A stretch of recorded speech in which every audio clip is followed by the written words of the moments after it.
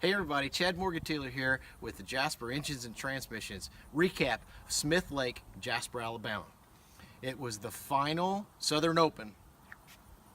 Going into the Southern Open, in the Opens you're trying to win one of the events so that you get sent to the Classic at Hartwell.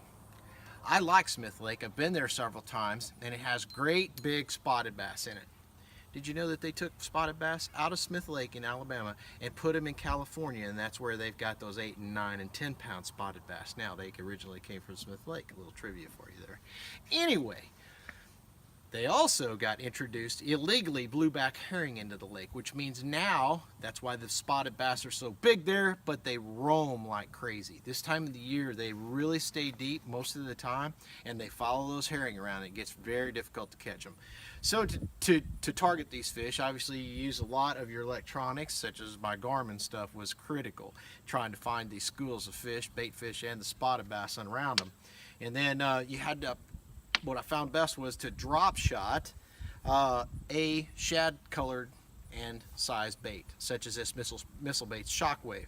And I would drop shot it on my typical rig, 7-foot medium heavy loose spinning rod, Rain's tungsten weight, varying in sizes from quarter all the way up to half, depending on the depth that I was fishing.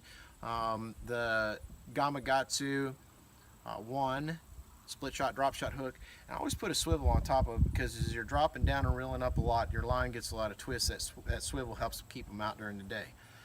Had a pretty decent practice, but it kept getting worse and worse and worse because the pressure on the lake kept getting bigger and bigger, and the water temperature was going up rather than cooling off in the fall. And whenever it cools off in the fall, you get a lot of schoolers. So we would see a lot of fish schooling. You couldn't catch them. Couldn't catch them on top waters, on spooks, pop waters, vixens. It didn't matter what you threw at them. They weren't buying it.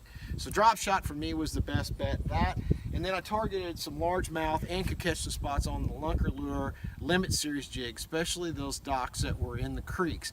Those were resident fish, but they got beat on pretty hard pretty fast. So Smith Lake, I had the tournament started and I had a bad first day. I only caught one, and I was going for the win. I was prepared for that type of an outcome. The second day I had 3 fish for about 8 pounds, but now the thing you got to remember is it only took 12 pounds to do well in that tournament, so it's fishing very difficult at that time of the year.